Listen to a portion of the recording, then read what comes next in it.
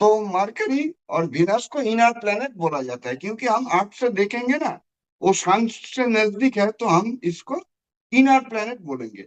उसके बाद जो अर्थ के बाहर है वो है, देखिए हम लोग साइंस में बचपन में हम लोग स्कूल में पढ़ा भी था सोलर सिस्टम, ठीक है, वो भी आज काम आएगा। तो उसके बाद आएगा मार्स का ऑर्बिट अर्थ के बाहर है, मार्स का ऑर्बिट अर्थ से बाहर है।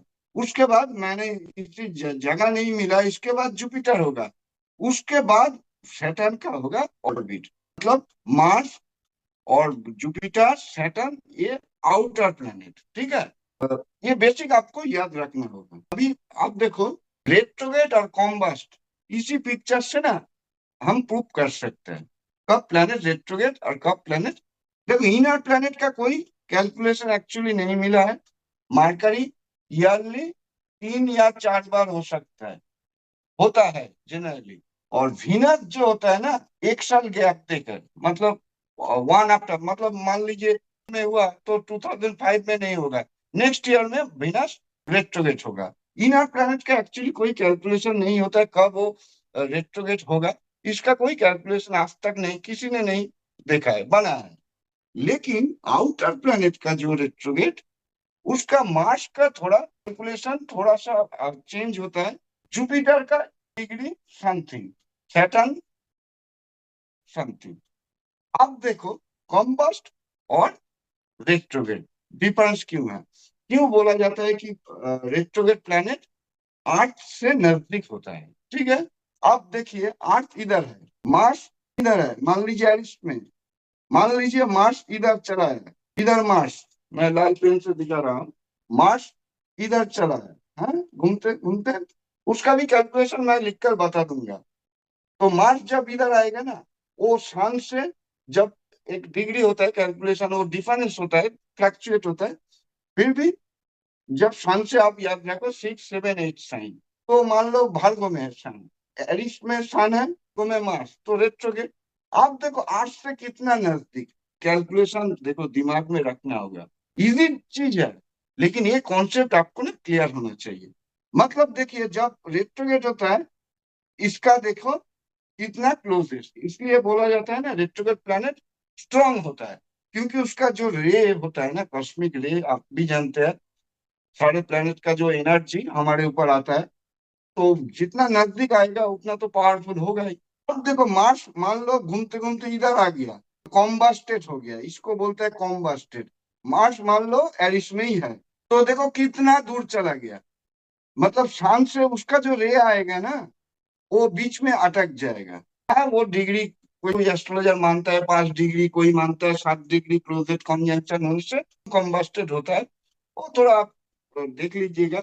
मरकरी विनस को मैं, मेरा हिसाब से 3 डिग्री वो हैबिचुएट रहता है, सन से क्लोजेट, वो कॉम्बस्टेड नहीं माना जाएगा। 3 अप टू वेनस 3 डिग्री, मान मान लीजिए सन 20 डिग्री में है, वेनस 23 डिग्री है, तो आप मान सकते कि वेनस कमजोर हो गया, क्योंकि उसका जो रे आएगा ना सन से थोड़ा ऑब्स्ट्रक्शन आएगा।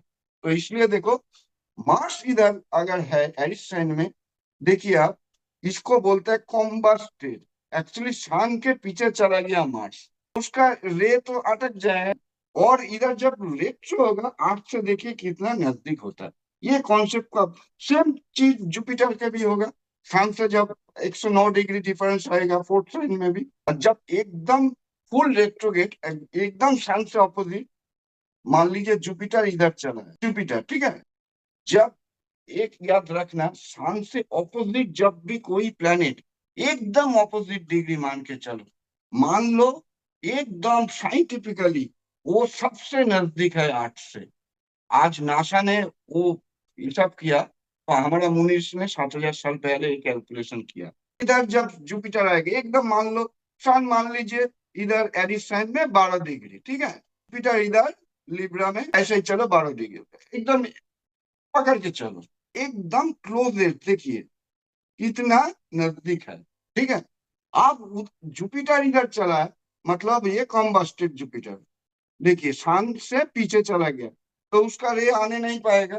तो इसलिए कॉम्बस्टेड प्लैनेट को ना कमजोर माना गया। क्लासिक में आप भी जानते हैं कॉम्बस्टेड प्लैनेट को कमजोर माना गया, क्यों माना गया, क्योंकि उसका जो रे आएगा ना, वो सन से ऑब्स्ट्रक्शन होगा। अभी देखिए कॉम्बस्टेड प्लैनेट भी अच्छा होता है।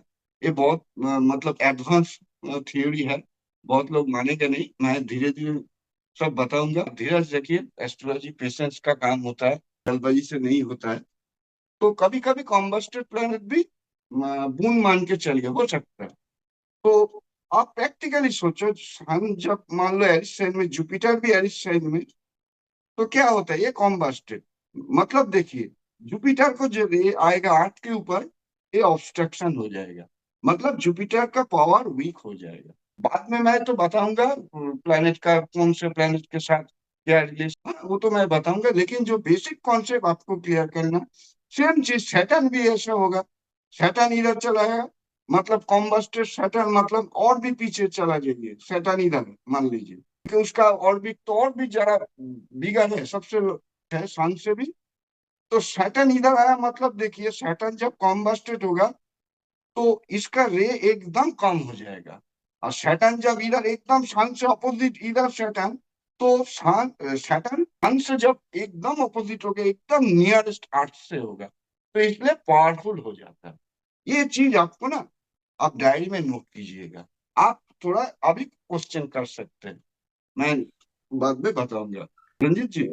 सर आपको आवाज सुनाई दे रहा है? मैं हाँ रंजीत। रंजीत नहीं सर, समझ आवाज में। सुनाई दे रहा है? आपने सर जो बताया समझ में आ गया। अब बस इस पे अभी तो मेरा कोई क्वेश्चन नहीं है, बाद में मैं देख लूंगा, आगे ठीक। पूछूंगा मैं ठीक आपको। डेफिनेटली आप समझ गया कॉम्बस्टेड और हाँ कैलकुलस। सर, मैं एक बार बस रिपीट करता हूँ, आप मुझे बता देना क्या मैं सही बोल रहा हूँ। तो बेसिकली जो सोलर सिस्टम है वो इस तरीके से है कि सन बीच में है और सारे प्लैनेट्स उसके आजू बाजू घूमते हैं। और वो सोलर सिस्टम के बाहर कहीं एक बड़ा सा इमेजिनरी सर्कल है जहां पे सारे अपने राशि है। तो जब हम लोग बोलते हैं कि सन एरिस में या सन मेष राशि में है, उसका मतलब मेष राशि से निकलते हुए उसका जो रेज है वो अर्थ पे आ रहा है, जिसकी वजह से हम लोग बोलते हैं कि सन एरिस में है। अभी रेट्रोग्रेड और कंबस का कैसा है, अगर सब लोग घूम रहे हैं, सारे प्लैनेट्स घूम रहे हैं, अगर कोई भी प्लैनेट सन के बाहर की तरफ, सन से दूर हो जाता है, सन के पास आ जाता है अर्थ से दूर, तो वो हम लोग कहेंगे कंबस्ट हो जाता है, बिकॉज उसका एनर्जी सन से होके अर्थ पे आएगा, तो हमें उसका रिजल्ट कम मिलेगा। और कोई भी प्लैनेट जब अर्थ के पास आ जाता है तो वो रेट्रोग्रेड होता है, और हम लोग बोलेंगे कि वो सबसे ज्यादा पावरफुल है, क्योंकि वो अर्थ से सबसे ज्यादा नजदीक है। परफेक्ट। ओके, समझ गए सर। ओके। आप देखिए आज जो घूम रहा है ना, आप भी जानते हैं 365 दिन 6 घंटा लगता है पूरा एक सर्कल घूमने में, ठीक है। उसको अब जानते हैं रेवोल्यूशन बोलता है, 365 डेज एंड आवर्स। देखिए ये जो सर्कल है ना, सारे सर्कल को हम 360 डिग्री मान के चलेंगे। आप जानते हैं एक सर्कल का डिग्री होता है 360। तो अर्थ का जो रेवोल्यूशन टाइम है 3 डिग्री, 365 4 6 घंटा, ठीक है। तो हम अप्रोक्सीमेटली मान लेंगे अर्थ डेली ना 1 डिग्री आगे जा रहा है। शाम को ना हम फिक्स मानेंगे। ये एस्ट्रोलॉजी में थोड़ा सा, एस्ट्रोनॉमी में तो कभी नहीं मानेगा कि सन फिक्स्ड है, लेकिन एस्ट्रोलॉजी में ना आपको सन को फिक्स मान के चलना है, ठीक है। सन भी घूम रहा है, जो आजकल कॉस्मोलॉजी में सब जानते हैं, सन सब भी घूम रहा है। लेकिन जो जब हम जियोसेंट्रिक आर्ट के डिस्कशन कर रहे हैं एस्ट्रोलॉजी, क्योंकि जो भी रे आ रहा है हमारे ऊपर आ रहा है, जो भी रे आ रहा है, ठीक है। तो देखिए तो सन एक दिन में 1 डिग्री आगे जाता है। मान लीजिए मैंने एक एग्जांपल दिया, 12 डिग्री अभी शांत दिखाई दे रहा है एरिसन में, तो नेक्स्ट दिन वो 13 डिग्री हो जाएगा, क्योंकि वो 1 डिग्री आगे निकल जाएगा। आप इमेजिनरी ड्रॉ कीजिएगा तो आपको समझ में आ जाएगा चार्ट, ठीक है। इसी तरह 30 डेज आप जानते हैं, एक एक आप आते हैं। ये जो हमारे सोलर सिस्टम के ऊपर भी है, पूरा जो 12 जोड़िया, जो राशि एक सर्किल की तरह घूम के रखते हैं, उसका पूरा है 360 डिग्री। आप भी सब जानते हैं बेसिक में है, फिर भी मैं दोबारा बोलता हूँ। 12 साइन होता है, तो 12 साइन को आप डिवाइड कीजिएगा तो 30 डिग्री, एक एक साइन में 30 डिग्री, ठीक है, आप भी जानते हैं। अब देखो ये जो साइन होता है ना, इसमें ना सारा स्टार मिलकर ना एक साइन होता है। आसमान में जो 30 डिग्री एरिया कवर करता है ना, बहुत सारा स्टार मिलकर एक जोटिया बोलो, राशि बोलो, साइन बोलो, एक ही चीज है, वो बनता है।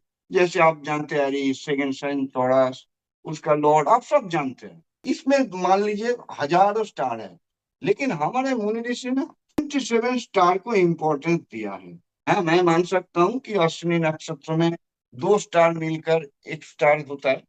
कोई क्लासिक में बताया गया कि 3 स्टार मिलकर अश्विनी, जैसे 5 स्टार मिलकर हस्ता, हाथ के उंगलियां जैसे, इसलिए हस्ता बोलता है, 5 स्टार मिलकर। लेकिन ओवरऑल एक जो क्लस्टर बनता है ना, जिसका इफेक्ट हमारे ऊपर ज्यादा पड़ता है, मतलब जितना नजदीक हमारे ऊपर है, जैसे ये इस साइन में आप भी जानते हैं एक एक नक्षत्र 13.20 डिग्री कवर करता है, ठीक है। तो इसको अश्विनी नाम दिया है हमारा मुनि ऋषि ने। उसके बाद जो सेकंड नक्षत्र आएगा, आप भी जानते हैं भरणी, उसका 13.20 डिग्री कैलकुलेशन करेंगे 20 डिग्री, जो आएगा 3.2 डिग्री, ये आएगा कृत्तिका नक्षत्र। और जो कृत्तिका नक्षत्र का 10 डिग्री इस साइन में चला जाएगा। इसी हिसाब से कैलकुलेशन होता है। मैंने क्या बोला, जो जोडियाक होता है ना, उसमें बहुत सारा स्टार मिलकर जोडियाक होता है। लेकिन 27 नक्षत्र को हमारा मुनि ऋषि ने इंपॉर्टेंस दिया कि हमारे ऊपर असर करता है। कॉस्मिक रे बोलिए, आप भी शायद नहीं जानते होंगे। आज से 70 साल पहले जब साइंस ने प्रूव कर दिया कि कुछ रेस ना, कॉस्मिक रेस ऐसा कुछ होता है ना, हमारा शरीर ही नहीं, पूरा आर्ट को आर पार करके चला जाता है। तब से ना आज जो साइंटिफिक है ना, वो भी आजकल एस्ट्रोलॉजी मानने लगा है, भाई कुछ तो हमारे ऊपर है। लोग सोचेंगे अरे मैं तो कंक्रीट के दीवार के नीचे हूँ, तो मेरे ऊपर कैसे असर करेगा। एक दिन मैंने एक क्वेश्चन देखा था, एक ग्रुप में एक लेडी, यूएसए का लेडी पूछा था, मेरा तो हॉस्पिटल में मेरा बच्चा पैदा हुआ 10th फ्लोर में, वो बिल्डिंग तो 30th फ्लोर, तो उसका असर कैसे होगा। ऐसा बात नहीं है, पूरा आर्ट को आर पार करके चला जाता है। ये साइंस ने प्रूव कर दिया। आज से 70 साल पकड़ के चलिए। बहुत सारा स्टार मिलकर जो जोडियाक होता है, उसमें से 27 नक्षत्र को ज्यादा इंपॉर्टेंट हमारा न्यूमरिस्ट ने दिया है। आप भी जानते हैं, अश्विनी, मैं नाम नहीं बताऊंगा, आप सब जानते हैं। फिर भी थोड़ा जो क्लस्टर होता है ना, ये जो स्पैन होता है, इसमें मान लीजिए 3 नक्षत्र, लेकिन नाम दिया गया एक ही नक्षत्र का, अश्विनी।